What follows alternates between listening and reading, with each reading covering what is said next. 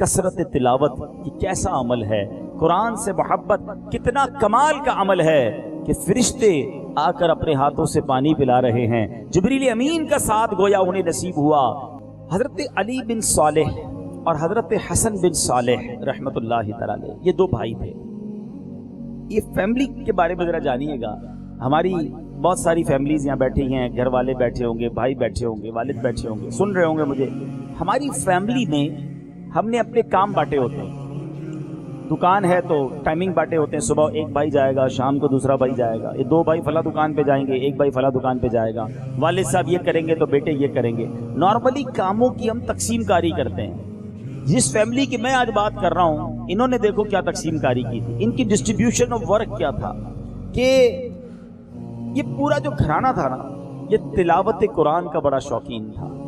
ان کے ہاں روزانہ ایک ختم قرآن کیا جاتا تھا، اور ان کا انداز یہ تھا کہ دونوں بھائی مل کر اور ان کی والدہ مل کر تلاوت کرتے، اور تینوں نے ایک تہائی قرآن 1/3 قرآن آپس میں تقسیم کیا ہوا تھا۔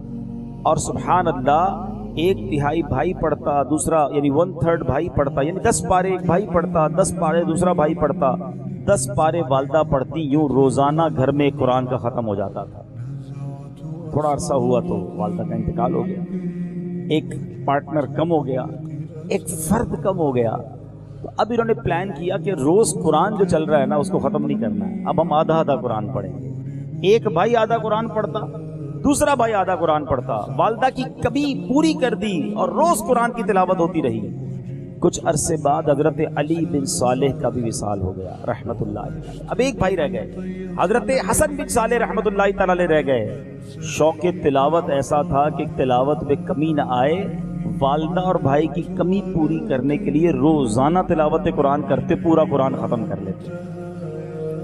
حضرت علی بن صالح رحمت اللہ تعالی علیہ کے قریبی دوست کا بیان ہے، جس رات حضرت علی بن صالح رحمت اللہ تعالی علیہ کا انتقال ہوا، میں ان کے پاس تھا۔ آپ نے مجھ سے پانی مانگا، میں اس وقت نماز پڑھ رہا تھا۔ تھوڑی دیر بعد نماز ختم ہوئی تو میں پانی لے کر آیا، تو آپ نے کہا کہ میں نے پانی پی لیا ہے۔ آپ نے کہا میں تو نہیں لایا پانی، آپ کے پاس پڑا بھی نہیں ہے، آپ نے کہاں سے پانی پیا؟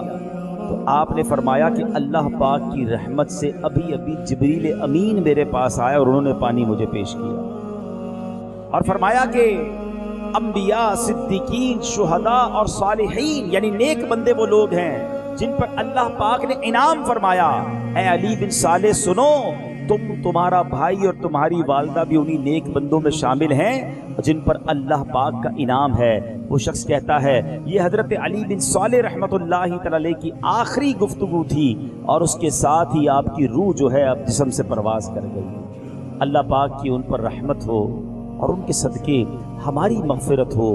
اللہ اکبر۔ اے میرے پیارے اسلامی بھائیوں، اللہ ایسی رشک والی، ایسی عافیت والی اور ایسی ایمان والی موت ہم سب کو بھی نصیب فرمائے۔ فرمایا ہر مومن جو حالت وضو میں مرے، نزا کے وقت اس کے پاس حضرت جبرائیل آتے ہیں۔ ایک اور بات پتہ چلی کہ با وضو رہا کرو۔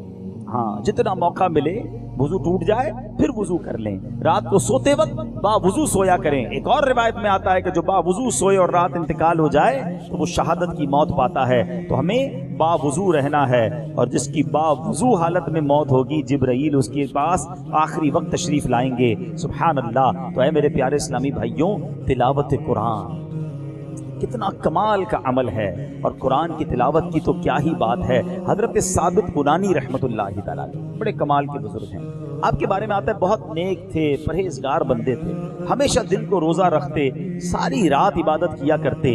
حضرت ثابت بنانی کو تلاوت قرآن کا بہت شوق تھا، روزانہ ایک ختم قرآن کیا کرتے تھے۔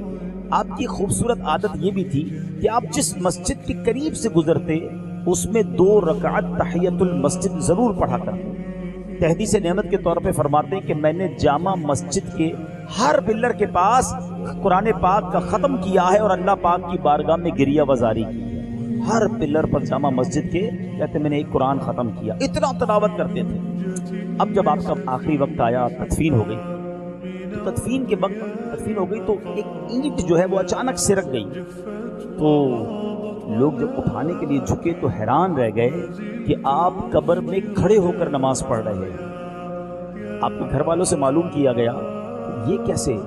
ان کی شہزادی بتاتی ہے کہ میرے ابو جان، میرے والد محترم روزانہ یہ دعا کیا کرتے تھے کہ یا اللہ اگر تو کسی کو مرنے کے بعد قبر میں نماز پڑھنے کی توفیق عطا فرمانا تو مولا مجھے بھی یہ شرف عطا کرنا۔ منقول ہے کہ جب بھی لوگ حضرت ثابت بنانی رحمت اللہ تعالی کی قبر کے قریب سے گزرتے تھے تو انہیں تلاوت قرآن کی آواز آیا کرتی تھی۔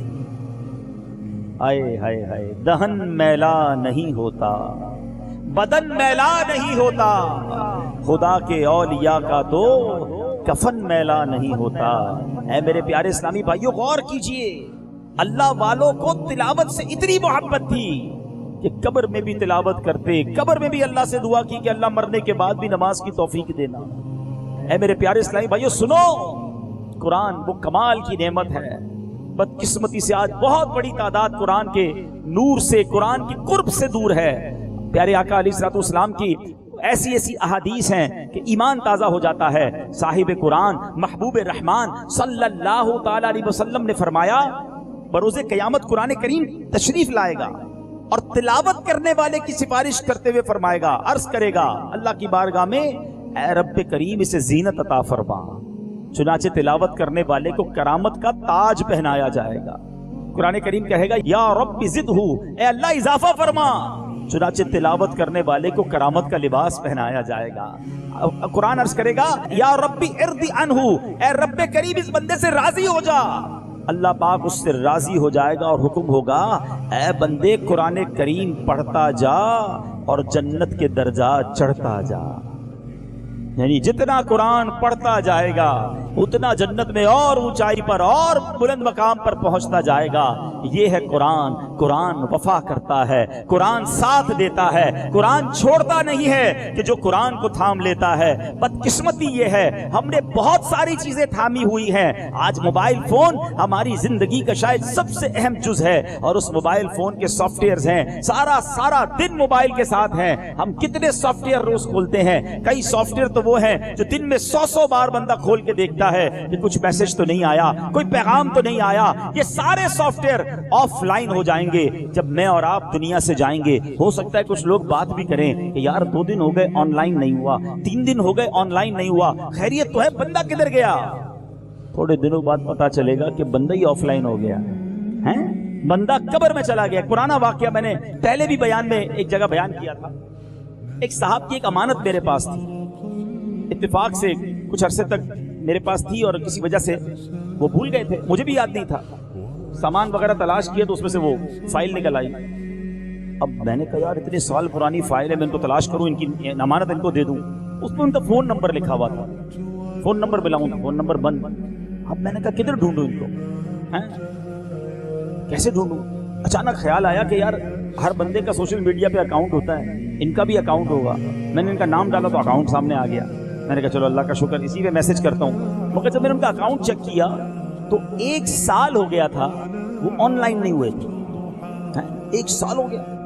تو میں 1 سال پیچھے گیا تو دیکھا کہ 1 سال سے پہلے آف لائن ہے، 1 سال کے بعد 1 سال پرانا انہوں نے آن لائن کیا تھا، پھر کوئی اس پہ پوسٹ نہیں ہے۔ پھر میں ان کے ڈیٹیل میں گیا تو اس میں ان کے فیملی کی ڈیٹیل تھی، ان میں بیٹے کا نام بھی تھا۔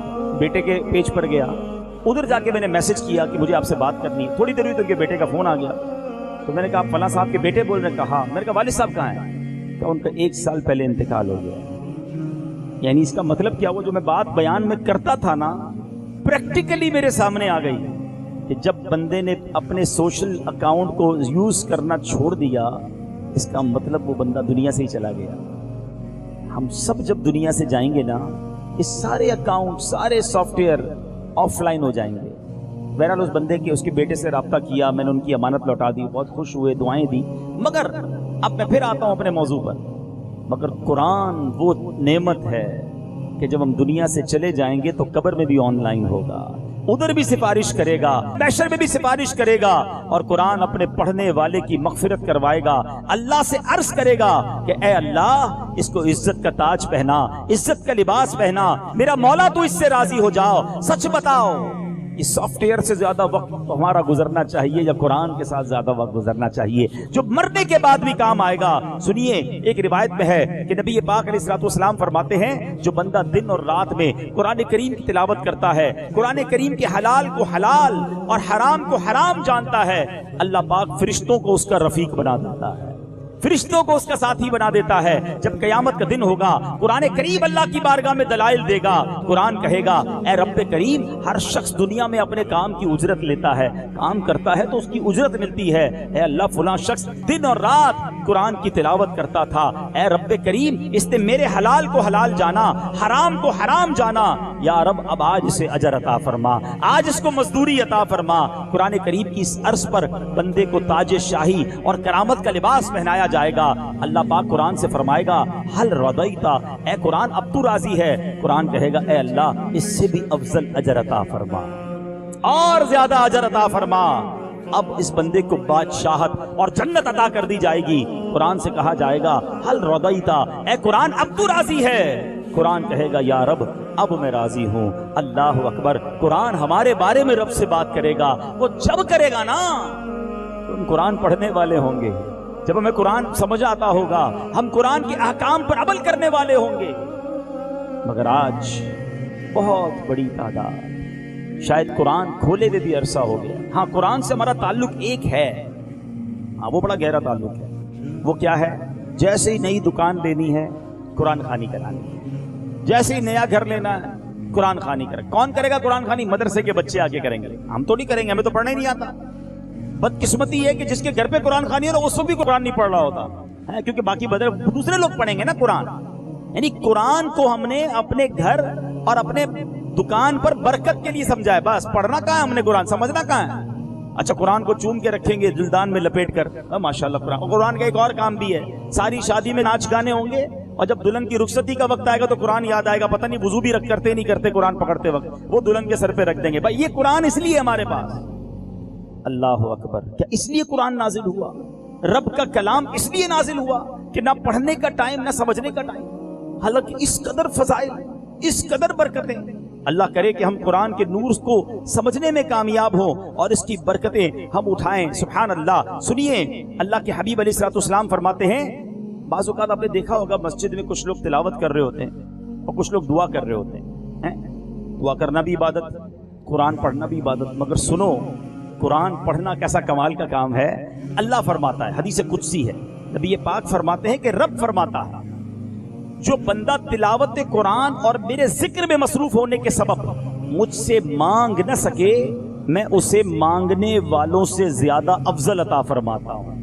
بغیر مانگے رب عطا فرماتا، کیونکہ بیزی تھا قرآن میں مصروف ہونے کی وجہ سے وہ دعا نہیں کر سکا، اس کی وہ تلاوت اسے دعا مانگنے والے سے زیادہ عطا فرما دے گی۔ اللہ کے حبیب علیہ الصلوۃ والسلام فرماتے ہیں جس طرح اللہ کریم اپنی تمام مخلوق سے افضل ہے، ایسے ہی اللہ پاک کا کلام بھی باقی تمام کلاموں سے افضل و اعلیٰ ہے۔ اور سنو، بہت ساری عبادتیں ہیں مگر سب سے افضل عبادت کون سی؟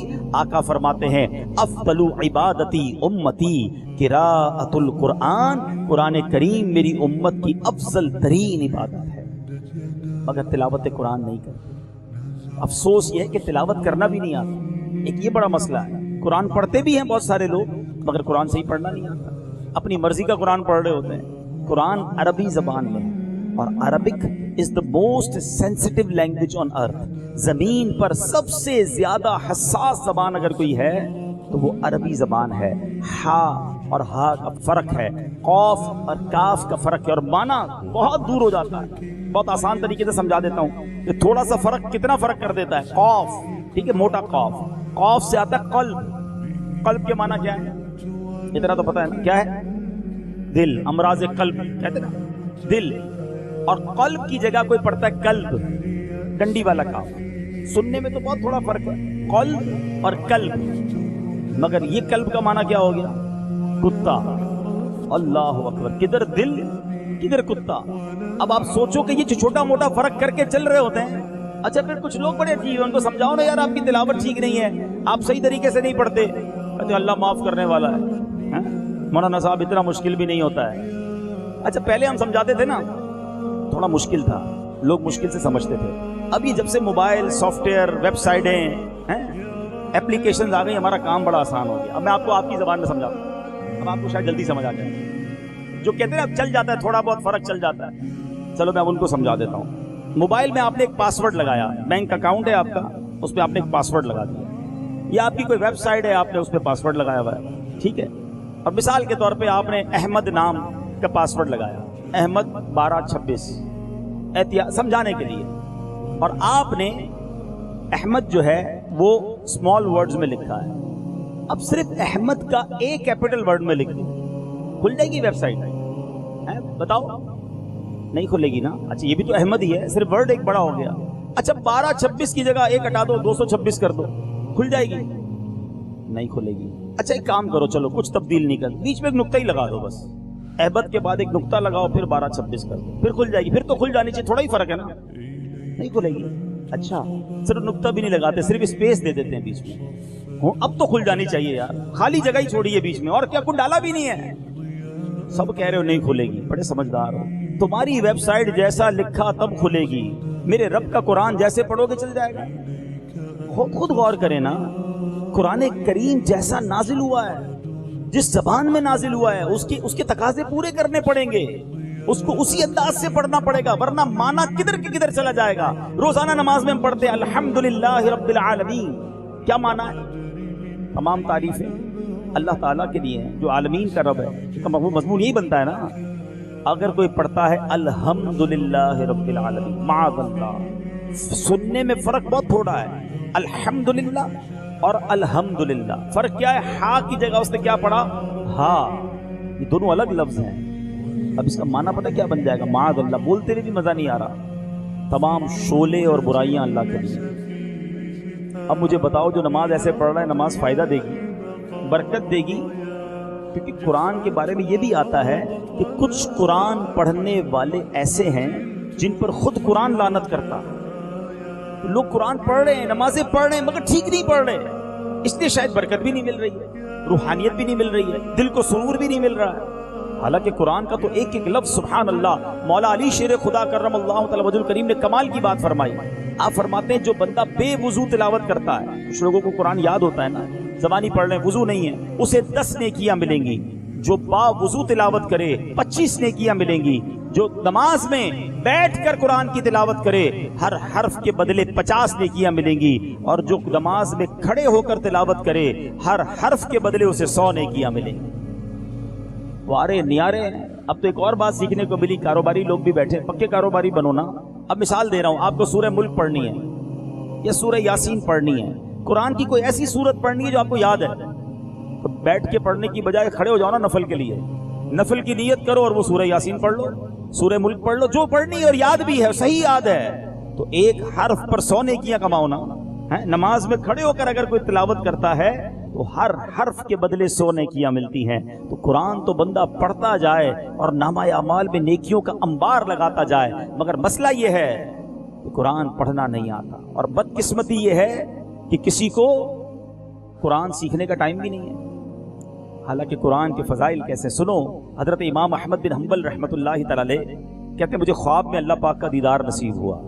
یاد رہے کہ خواب میں تو کوئی اللہ کو دیکھ سکتا ہے، جاگتی آنکھوں سے صرف نبی پاک کو یہ شرف حاصل ہوا. تو بہرحال حضرت امام احمد بن حنبل کہتے ہیں کہ میں نے عرض کی اے رب کریم، تیرے ہاں کون سا عمل سب سے افضل ہے جس کے ذریعے لوگ تیرا قرب حاصل کرتے ہیں؟ اللہ پاک نے فرمایا اے احمد، وہ میرا پاک کلام قرآن مجید ہے. میں نے عرض کی اللہ پاک اسے سمجھ کر پڑھے یا بغیر سمجھے؟ فرمایا سمجھ کر پڑھے یا بغیر سمجھے دونوں صورتوں میں فضیلت حاصل ہوگی. قرآن سمجھ کر پڑھنا تو بہت بڑی بات ہے، ایٹ لیسٹ صحیح تلاوت اگر کوئی کرتا ہے تو اس کو بھی اللہ کا قرب نصیب ہوتا ہے. میرے پیارے اسلامی بھائیوں، اب جو ہے ایک ان پڑھ آدمی کا واقعہ بیان کے آخر میں سناتا ہوں. میں نے جب یہ پڑھا، سچ بتا رہا ہوں میری آنکھیں بھیگ گئیں. آئے ہائے میرے رب کی رحمت دیکھو. واقعہ ذرا دل کے کانوں سے سنیے گا. ایک شخص کا انتقال ہوا، لوگ اس کے کفن دفن کا انتظام کرنے لگے. قبر بناتے وقت اچانک اس کے ساتھ والی قبر ٹوٹ گئی اور سر کی جانب سوراخ ہو گیا. وہاں موجود لوگوں نے قبر کا اندرونی منظر دیکھا تو حیران ہو گئے کہ قبر میں میت بالکل صحیح سلامت ہے، اور اس کے چہرے کے اوپر درخت کی ایک ٹہنی ہے جس سے قطرے ٹپک رہے ہیں اور قبر میں خوشبوئیں مہک رہی ہیں۔ لوگوں نے میت کو پہچان لیا، وہ برابر والی قبر تھی، پرانی قبر تھی۔ اب اس کے گھر پہنچے، اس کی بیوہ بوڑھی ہو گئی تھی، تو انہوں نے پوچھا کہ تیرا شوہر کا کون سا نیک عمل تھا؟ ہم اس کی قبر دیکھ کر آئے ہیں، اس کی قبر تو نور نلا نور ہو رہی ہے۔ بوڑھی عورت نے کہا کہ میرا شوہر پڑھا لکھا نہیں تھا، وہ بھی عام لوگوں کی طرح نمازیں پڑھتا تھا، روزے رکھتا تھا، مزدوری کرتا تھا، اس کو قرآن پڑھنا نہیں آتا تھا۔ سننا ذرا، کہتی ہے اس کو قرآن پڑھنا نہیں آتا تھا، اس کا دل بہت چاہتا تھا کہ قرآن پڑھے، مگر وہ بھی تلاوت کیا کرے۔ اب وہ کیا کرتا؟ قرآن مجید کو کھول کر بیٹھ جاتا، پڑھنا نہیں آتا تھا، اور اس کی ہر لائن پر انگلی پھیرتا اور کہتا جاتا یا اللہ مجھے پڑھنا تو نہیں آتا، مگر تو نے جو اس میں فرمایا ہے نا وہ سچ فرمایا۔ اگلی لائن پر پھر انگلی پھیرتا، اے اللہ مجھے پڑھنا تو نہیں آتا، تو نے قرآن میں جو فرمایا میرا ایمان ہے یہ سچ ہے۔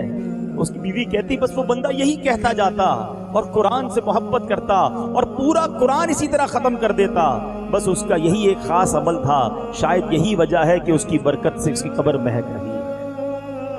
اللہ اللہ اللہ، قرآن کیسا باوفا ہے، جو قرآن کے ساتھ پوری طرح وابستہ ہو جائے، قرآن مجید اسے کبھی محروم نہیں چھوڑتا۔ اب یہاں کوئی یہ نہ سمجھے کہ چلو جناب اب قرآن سیکھنے کی ضرورت نہیں ہے، قرآن پہ انگلی پھیرتے رہیں گے۔ اللہ کی رحمت ہے، اللہ جسے چاہے جیسے نواز دے، مگر پیارے اسلامی بھائیوں نماز میں جو قرآن پڑھنا ہے وہ سیکھنا تو فرض ہے نا۔ اگر قرآن ٹھیک نہیں پڑھیں گے تو نماز ٹھیک نہیں ہوگی۔ اور اب اس سے تو اور آگے بڑھو کہ جس کو قرآن پڑھنا نہیں آتا وہ قرآن سے محبت کرتا ہے تو رب ایسا نوازتا ہے جو قرآن سیکھ لے گا، قرآن کی تلاوت کرے گا، اس کے کیوں نہ بارے نیارے ہو جائیں گے۔ تو آؤ میرے پیارے اسلامی بھائیوں، یہ نہ سوچیں کہ اب میری عمر زیادہ ہو گئی، اب میں کیسے کسی مدرسے میں جاؤں گا، اب میں کیسے قرآن سیکھوں گا۔ دعوت اسلامی کا پیارا ماحول آپ کے سامنے ہے کہ جہاں قرآن بچوں کو بھی سکھایا جاتا ہے وہاں قرآن بڑوں کو بھی سکھایا جاتا ہے۔ یہ انٹرنیشنل پرابلم ہے کہ کئی لوگ عمر ان کی زیادہ ہو گئی اور قرآن نہ سیکھ سکے، اب وہ کہتے ہیں کیا بچوں کے مدرسے میں جائیں گے، کیا چھوٹے بچوں کے ساتھ بیٹھ کر قرآن پڑھیں گے۔ یہ پرابلم سالو کیا دعوت اسلامی نے۔ میں نہیں سمجھتا دنیا میں کہیں یہ نظام موجود ہوگا کہ مدرسۃ المدینہ بالغان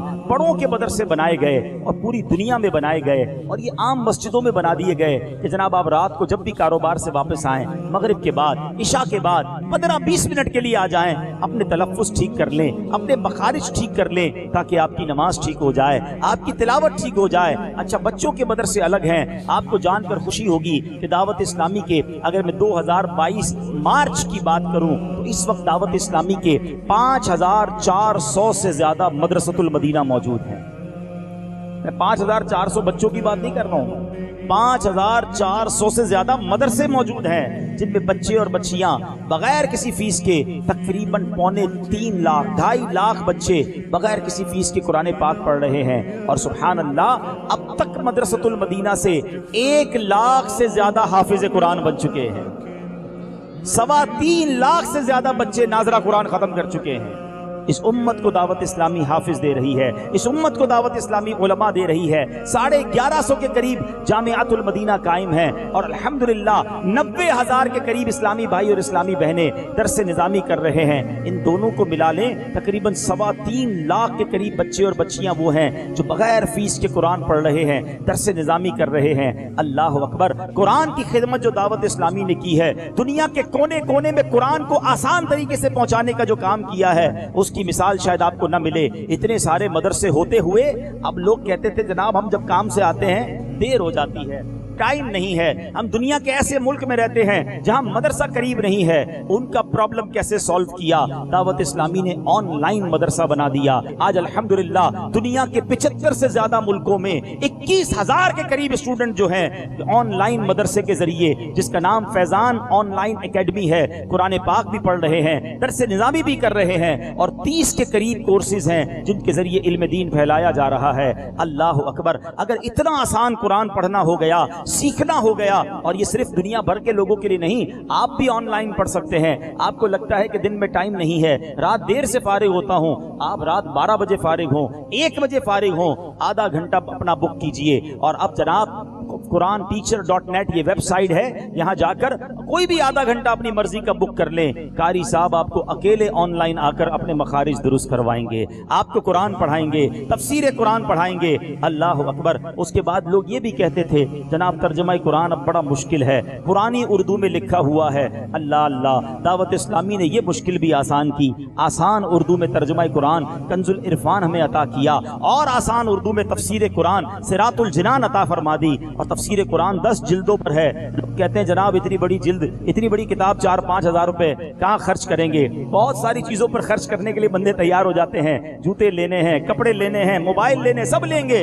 قرآن اور تفسیر خریدنے کا ٹائم نہیں. یہ ان کا بہانہ بھی ختم کیا. ہم نے آن لائن فری میں تفسیر قرآن ڈاؤن لوڈ کے لیے رکھ لی کہ چلو موبائل میں ڈاؤن لوڈ کر لو, فری میں تفسیر قرآن پڑھ لو. ایک اور بہانہ لوگ کرتے تھے, ایک اور ایکسکیوز کہ جناب اردو پڑھنا نہیں آتی, مشکل ہے, آنکھیں کمزور ہیں. دعوت اسلامی والوں نے یہ مشکل بھی آسان کی, ترجمہ قرآن بھی اور اب تو تفسیر قرآن بھی الحمدللہ آڈیو میں جاری کر دی. چلو پڑھ نہیں سکتے سن لو. اب مجھے بتاؤ اور کیا چاہیے کہ ہر وہ طریقہ اپنایا گیا کہ ہر مسلمان جو ہے بچہ قرآن پڑھنے والا بن جائے, ہر اسلامی بہن تک قرآن پہنچے, ہر اسلامی بھائی تک قرآن پہنچے, اور قرآن کی سمجھ بوجھ پہنچے, صحیح مخارج بھی پہنچے, ترجمہ قرآن بھی پہنچے, قرآن کے واقعات ریکارڈ کروائے, قرآن کی وہ آیتیں الگ سے ریکارڈ کروا دی ہم نے کہ جس میں اللہ نے مومنوں سے ڈائریکٹ بات کی ہے. ویسے تو پورا قرآن سمجھنا ہے, مگر آپ کو معلوم ہے تقریباً 89 جگہ وہ ہے قرآن میں, 90 ٹائمز اللہ کریم نے مجھ سے اور آپ سے ڈائریکٹ بات کی ہے. اے ایمان والو, یا ایھا الذین آمنو کہہ کر مجھے بتاؤ کہ وہ آیتیں پڑھ لی. اللہ کا ڈائریکٹ پیغام ہے میرے اور آپ کے لیے.